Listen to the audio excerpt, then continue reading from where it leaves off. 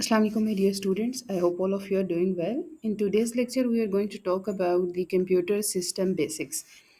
आज के लेक्चर के अंदर हम बेसिक्स ऑफ कंप्यूटर सीखेंगे, जिसमें हम ये देखेंगे कि कंप्यूटर सिस्टम बेसिकली है क्या, ये काम कैसे करता है, क्या फीचर्स हैं इसके, और कंप्यूटर के अंदर एक डिजिटल कंप्यूटर के अंदर डाटा को कैसे रिप्रेजेंट किया जाता है, क्या कॉमन कोडिंग स्कीम्स हैं जो कि कंप्यूटर यूज़ करता है, प्लस कौन से टाइप्स ऑफ सिग्नल्स हैं जो मोस्ट कॉमनली यूज्ड होते हैं हमारे कंप्यूटर सिस्टम के अंदर। So let's start the lecture. सबसे पहले बात कर लेते हैं कि कंप्यूटर सिस्टम होता क्या है, राइट। आपने कंप्यूटर का वर्ड अक्सर जगह पे सुना होगा, आजकल डेली लाइफ में हर जगह में कंप्यूटर नज़र आते हैं। बेसिकली कंप्यूटर क्या है? कंप्यूटर एक कलेक्शन ऑफ हार्डवेयर और सॉफ्टवेयर है, जिसमें हार्डवेयर और सॉफ्टवेयर मिल के कोई काम परफॉर्म करते हैं। बगैर हार्डवेयर के सॉफ्टवेयर काम नहीं कर सकता, और बगैर सॉफ्टवेयर के हम हार्डवेयर से अपना वो काम नहीं ले सकते जो हम लेना चाहते हैं, राइट। सो हमारा कंप्यूटर सिस्टम बेसिकली क्या है? एक मशीन है जिसके अंदर कुछ हार्डवेयर और सॉफ्टवेयर मिलके काम कर रहे हैं। डेली लाइफ में अगर हम देखें तो हम कहाँ कंप्यूटर सिस्टम यूज़ करते हैं? आजकल तो ऑलमोस्ट हमारे हर स्टेप के अंदर हम एक डिफरेंट तरह के कंप्यूटर से इंटरेक्ट कर रहे होते हैं। चाहे वो आप अपने वर्किंग एनवायरनमेंट की बात करें, कम्युनिकेशन की बात करें, आपका मोबाइल फ़ोन जो सेल फ़ोन है, स्मार्टफ़ोन है, वो भी आपका एक कम्युनिकेशन डिवाइस है, एक कंप्यूटर सिस्टम है जिसके थ्रू आप कम्युनिकेट कर रहे होते हैं। फिर लर्निंग पर्पज़ के लिए हम इसे यूज़ कर रहे होते हैं, एंटरटेनमेंट के लिए यूज़ कर रहे हैं, शॉपिंग मॉल्स में चले जाएँ वहाँ यूज़ हो रहे हैं, बैंकिंग सिस्टम्स के अंदर यूज़ हो रहे हैं। तो इसका मतलब है कि कंप्यूटर सिस्टम हमारी लाइफ़ के ऑलमोस्ट हर पार्ट के अंदर, हर जगह पे हमें नज़र आता है, जहाँ पर वो डिफ़रेंट तरह से हमें फ़ैसिलिटेट कर रहा होता है। क्यों कर रहा होता है? बिकॉज़ इसके अंदर वो तमाम कैपेबिलिटीज़ हैं, जो कि एक टास्क को बहुत आसानी से सॉल्व करने में हमें हेल्प करती हैं। यानी हमारी वो प्रॉब्लम्स जो हमें अगर खुद सॉल्व करें तो maybe it take a lot of time, लेकिन हमारे उन तमाम फीचर्स की वजह से जो कंप्यूटर सिस्टम के अंदर अवेलेबल हैं, हम काम बहुत आसानी से कर सकते हैं और जल्दी भी कर सकते हैं। वही काम जो हमने घंटों में करने हैं, एक कंप्यूटर सिस्टम के अंदर हम वो मिनट्स में कर सकते हैं। इसी वजह से हम इस मशीन के बहुत डिपेंडेंट भी हो गए हैं due to all of these capabilities. अब बात करते हैं कि कंप्यूटर काम करता कैसे है।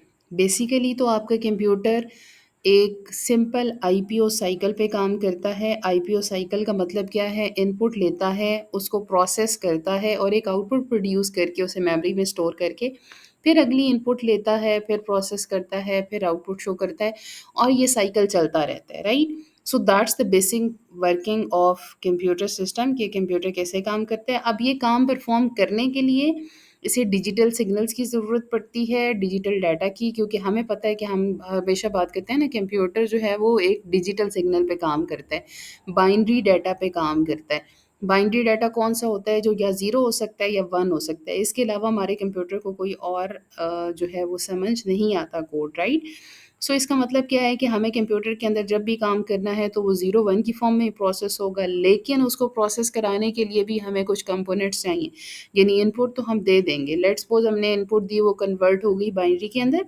अब हमारा जो सीपीयू है, हार्डवेयर है, उसके अंदर फिर उसके फर्दर कंपोनेंट्स हैं, अरिथमेटिक लॉजिक यूनिट है, कंट्रोल यूनिट है। हर यूनिट यूनिट क्यों कहते हैं? बिकॉज़ उसके अंदर कुछ चीज़ें मिल के एक स्पेसिफिक काम परफॉर्म कर रही होती हैं। जैसे एएलयू अरिथमेटिक लॉजिक यूनिट है। अरिथमेटिक क्या होता है? प्लस माइनस मल्टीप्लाई डिवाइड, यानी वो तमाम कैलकुलेशंस जो हैं वो एएलयू परफॉर्म करेगा। कंट्रोल यूनिट के नाम से पता चल रहा है उसने तमाम वर्किंग को कंट्रोल करना है। कैसे करेगा? सिग्नल भेज के, ठीक है? सिग्नल जो है वो जनरेट करेगा, एंड देन उन जनरेटेड सिग्नल के थ्रू जो है वो अपने पूरे डाटा को प्रोसेस कराएगा, और जो है वो तमाम इनपुट आउटपुट डिवाइसेस को कंट्रोल करेगा, राइट। तो बेसिक फ्लो क्या है कि इनपुट हम एंटर करते हैं, जो कि प्रोसेस होती है, बाइनरी में कन्वर्ट होती है, फिर वो टास्क जो है वो सीपीयू के थ्रू एग्जीक्यूट होते हैं, और फिर वो सीपीयू जो है आउटपुट भेज देता है आउटपुट डिवाइसेस को, और फिर वो मेमोरी यूनिट के अंदर स्टोर हो जाते हैं। So that's basic working of computer, कि कंप्यूटर काम करता कैसे है बेसिकली।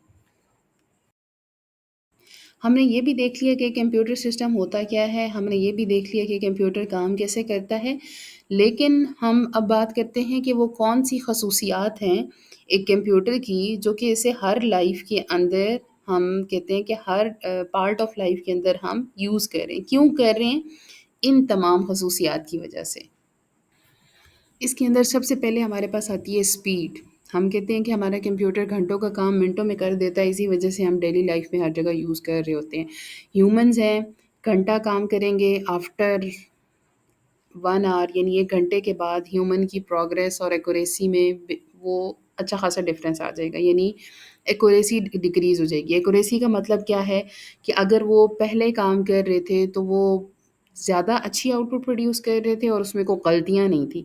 लेकिन अगर 2 घंटे बाद वही काम देखा जाए तो शायद गलतियाँ बढ़ जाएँगी। लेकिन कंप्यूटर के अंदर ऐसा नहीं होता। कंप्यूटर जो है वो हमेशा आपको एरर के बगैर करेक्ट डाटा देता है, जो कि हाईली एक्यूरेट होता है, यानी उसमें कोई एरर नहीं होते, यानी उसमें कोई भी प्रॉब्लम नहीं होती, राइट?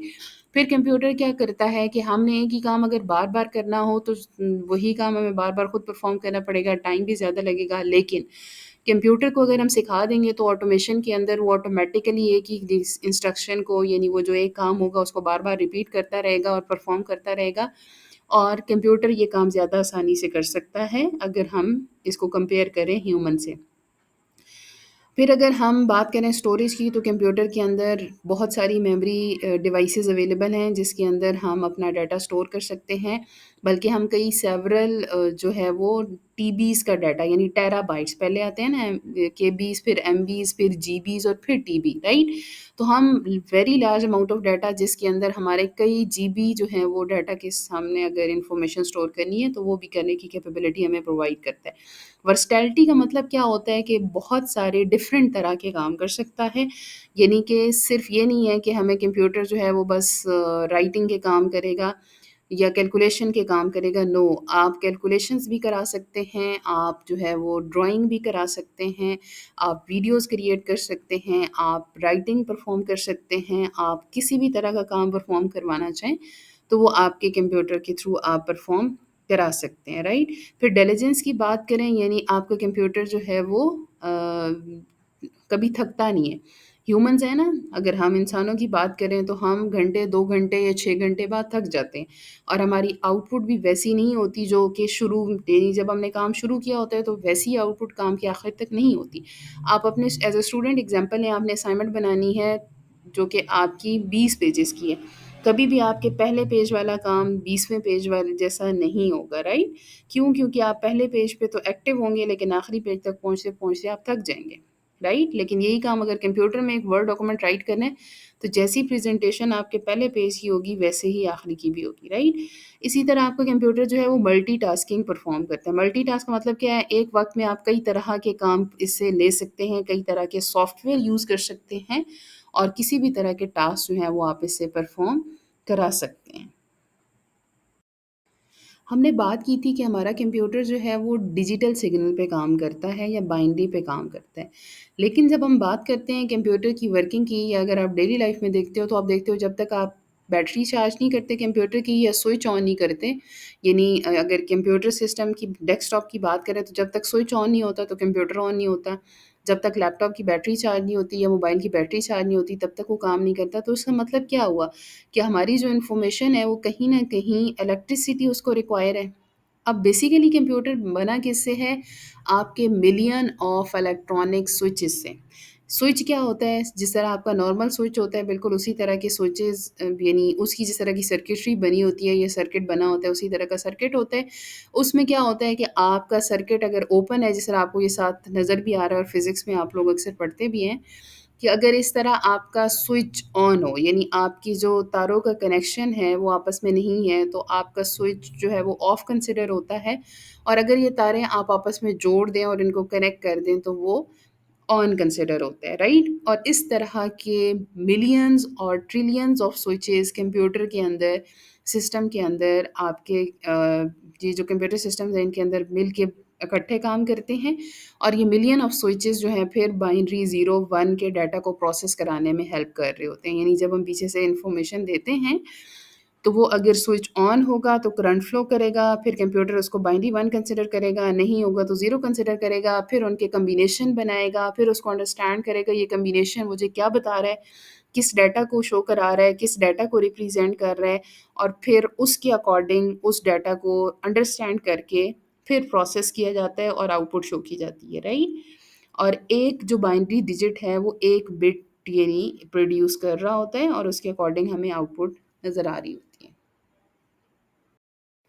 अभी जैसे कि मैंने आपको कहा कि स्विच होते हैं, स्विच ऑन होगा तो 1 कंसिडर होगा, स्विच ऑफ होगा तो 0 कंसिडर होगा। बट कंप्यूटर को पता कैसे चलेगा कि ये 0 1 को मैंने करना क्या है, कैसे कंबाइन करना है, किस तरीके से करना है।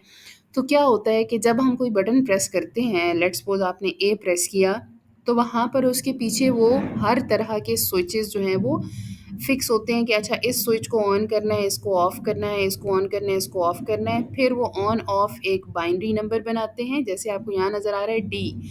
अब डी का बाइनरी नंबर क्या है, 10000100। तो इसका मतलब क्या हुआ कि इसके दो स्विचेस जो हैं वो ऑन होंगे और बाकी स्विचेस ऑफ होंगे। जब हम बटन प्रेस करेंगे तो वो ऑन एंड ऑफ जो स्विचेस हैं उनके थ्रू डाटा कंप्यूटर के अंदर जाएगा। अब कंप्यूटर ने अपनी मेमोरी के अंदर एक कोड फिक्स किया होता है कि अच्छा मेरे पास अगर ये कम्बिनेशन आएगा 0 1 का तो ये इस कैरेक्टर को रिप्रेजेंट करेगा। फिर उस कैरेक्टर के अकॉर्डिंग वो उनको कंबाइन करता है एंड देन एक मैसेज और इन्फॉर्मेशन बना के उसको प्रोसेस करके स्टोर कराता है, राइट। सो दैट्स बेसिकली जो है ना वो एक सिंपल सा प्रोसीजर है जिसके थ्रू आपका कंप्यूटर काम कर रहा होता है। अब कंप्यूटर जिस तरह अभी मैंने आपको बताया, एक बिट होता है जो या 0 होता है या 1 होता है, इन्हीं के कॉम्बिनेशन बनते हैं। अब वो कॉम्बिनेशन किस तरह बनते हैं, एक कॉमन कोडिंग स्कीम है जो ऑलमोस्ट हर कंप्यूटर के अंदर, हम जितने भी कंप्यूटर यूज़ करते हैं उनके अंदर फिक्स है, और उस कोडिंग स्कीम को आस्की कोडिंग कहते हैं या आस्की कोड कहते हैं। ये बेसिकली क्या है, एक स्टैंडर्ड कोड है जो हर कंप्यूटर के अंदर फिक्स कर दिया गया है, और इसको पता होता है कि अच्छा हर एक इन जो आपका बेसिकली कैरेक्टर है, जैसे आप देखते हैं ना कीबोर्ड के ऊपर टोटल हमारे 128 कैरेक्टर्स ही होते हैं, ए बी सी स्पेशल सारे मिला के, upper lower case and all that, right. इन सबको अगर मिलाया जाए तो इनमें से हर एक का अपना एक कोड होता है, और उस कोड का एक डेसिमल नंबर भी होता है और एक बाइनरी नंबर भी होता है। और देन उस कन्वर्जन के थ्रू आपका कंप्यूटर अंडरस्टैंड करता है, यानी आप जब बटन प्रेस कर रहे होते हो तो उसके पास पीछे बैकएंड में वो बेसिकली वो बाइनरी कोड जा रहा होता है। अब वो बाइनरी कोड 7 बिट भी हो सकता है और वो बाइनरी कोड 8 बिट भी हो सकता है। नॉर्मली तमाम कंप्यूटर के अंदर 8 बिट की कोडिंग स्कीम यूज़ होती है, ठीक है। अब यहाँ जो एग्जांपल दिया है यहाँ पर 7 बिट लिखा है, लेकिन 8 अगर लिखना हो तो हम उसकी लीडिंग 0 ऐड कर देते हैं लेफ्ट साइड के ऊपर, जैसे आपको ये सामने टेबल में नज़र आ रहा है कि अगर यहाँ आप कैपिटल डी का नंबर देखो तो आपको बाइनरी नंबर में सिर्फ एक 0 एक्स्ट्रा नज़र आएगी। वो लीडिंग 0 सिर्फ इसलिए ऐड की जाती है बिकॉज नॉर्मली हमारे तमाम कंप्यूटर 8 बिट्स के ऊपर काम कर रहे होते हैं, तो हम एक लीडिंग 0 ऐड कर देते हैं। अदरवाइज ये सिंपल इसकी बाइनरी रिप्रेजेंटेशन है जो कि डी की है, ठीक है। इसी तरह हर एक का अपना कोड है, स्मॉल ए से लेके स्मॉल जेड तक, कैपिटल ए से लेके कैपिटल जेड तक, 0 से लेके 9 नंबर तक स्पेशल कैरेक्टर, हर एक का अपना एक आस्की कोड है और कंप्यूटर को पता है, और कंप्यूटर उसके अकॉर्डिंग उसको प्रोसेस करा के इन्फॉर्मेशन को प्रोसेस करा रहा होता है, राइट। सो इस तरीके से हम जब बटन प्रेस करते हैं तो फिर पूरी कन्वर्जन के बाद कंप्यूटर उसको अंडरस्टैंड करके प्रोसेस कर रहा होता है, और इसी के थ्रू हमारी सारे बाइनरी कोड कन्वर्ट होते हैं और प्रोसेस होते हैं। अब यहाँ पर एक क्वेश्चन और आता है कि हमारी तो पीछे से एक वोल्टेज आ रही होती है, वो वोल्टेज या 0 होती है या 5 होती है, तो कंप्यूटर को कैसे पता चलता है, या अगर वो तारे जुड़ भी जाएँ तो उसको कैसे पता चलता है कि क्या ये बाइनरी 1 है या 0 है? उसके लिए 2 लॉजिक यूज़ होते हैं, एक को हम लॉजिक 0 कहते हैं और लॉजिक 1 कहते हैं। बेसिकली हमारा कंप्यूटर जो है डिजिटल कंप्यूटर वो डीसी वोल्टेज यानी डायरेक्ट करंट के ऊपर काम कर रहे होते हैं। इसीलिए आप अक्सर देखते हैं ना कि हमारे अगर थोड़ी-सी भी इसको, अगर आपका पावर सप्लाई ख़राब हो जाए या कुछ इश्यू हो या ज़्यादा अगर इसको इलेक्ट्रिसिटी या वोल्टेज मिल जाए या एसी मिल जाए, तो आपके कंपोनेंट जलने का ख़तरा होता है। यानी आपके अंदर जो इंटरनल कंपोनेंट लगे होते हैं या स्विचेज़ लगे होते हैं वो जल जाते हैं, और जब वो जल जाएँगे तो ऑब्वियसली वो करेक्ट इनपुट प्रोड्यूस नहीं कर सकते, करेक्ट प्रोसेसिंग नहीं करा सकते, करेक्ट आउटपुट प्रोड्यूस नहीं कर सकते। बेसिकली डिजिटल सिग्नल के अंदर होता क्या है कि जब आपकी इन्फॉर्मेशन आती है, यानी बेसिकली जब आप इलेक्ट्रिसिटी बेसिकली फ़्लो होती है, तो वो जो फ़्लो होती है अगर उसकी रेंज 0 वोल्टेज से लेके 0.8 वोल्टेज तक हो, तो वो इसको लॉजिक 0 यानी बाइनरी 0 कंसिडर करते हैं। और अगर उसकी जो वोल्टेज आ रही है कनेक्शन के बाद वो +2 के दरमियान से ले, +2 से बेसिकली लेके +5 के दरमियान में हो, तो वो उसको हमेशा लॉजिक 1 कंसिडर करेंगे। यानी जो भी हमारी वोल्टेज आ रही होगी उसको हमने रेंजेस में डिवाइड कर दिया, 0 से 0.8 तक की जो वोल्टेज आएगी वो कंसिडर होगी लॉजिक 0, और 2 से लेके 5 तक की जो आएगी वो कंसिडर होगी लॉजिक 1। और बेसिकली लॉजिक 0 किसको रिप्रेजेंट करेगी, बाइनरी 0 को, और लॉजिक 1 किसको रिप्रेजेंट करेगी, बाइनरी 1 को। और फिर वही पूरा प्रोसेस रिपीट होगा जो हम पहले डिस्कस कर चुके हैं कि कम्बिनेशन बनेंगे, प्रोसेस होंगे, देन उनको आइडेंटिफ़ाई किया जाएगा और देन उसके अकॉर्डिंग जो भी काम परफ़ॉर्म करना होगा वो हमारा पूरा डाटा जो है वो प्रोसेस हो जाएगा, राइट? सो आप साथ डायग्राम भी देख सकते हैं, ये डिजिटल सिग्नल है जिसमें अगर वो रेंज 0 से 0.8 तक जाएगी, यानी थोड़ी-सी आपको ऊपर नज़र आ रही है उसकी विड्थ, यहाँ तक जाएगी तो वो कॉन्स्टेंटली 0 कंसिडर होगी। जैसे ही वो यहाँ से थोड़ा ऊपर जाएगी 2 से 5 के दरमियान में, तो यहाँ पर वो आपकी क्या कंसिडर होगी, 1। और फिर वो अगर 5 ही रही या 2 3 ही रही तो वो 1 कंसिडर हुई, और जैसे ही वो ड्रॉप की तो फिर 0 होगी, राइट? सो इस तरीके से बाइनरी लॉजिक 0 और 1 वोल्टेज को मेजर करके कन्वर्ट कर दी जाती है एंड देन प्रोसेस की जाती है। ओके, सो अब बात करते हैं हम टाइप्स ऑफ सिग्नल में से सबसे पहले एनालॉग सिग्नल की। अब एनालॉग सिग्नल आपका कौन सा सिग्नल होता है जो कि एक साइन वेव फॉर्म में होता है, यानी कंटिन्यूअस वेव होती है जो कि कंटिन्यूसली चेंज हो रही होती है। हर सेकंड में उसकी वैल्यू जो है वो एक स्पेसिफिक रेंज के अंदर ऊपर नीचे हो रही होती है, जिसे हम कहते हैं फ्लक्चुएट करना, यानी बेसिकली चेंज होना।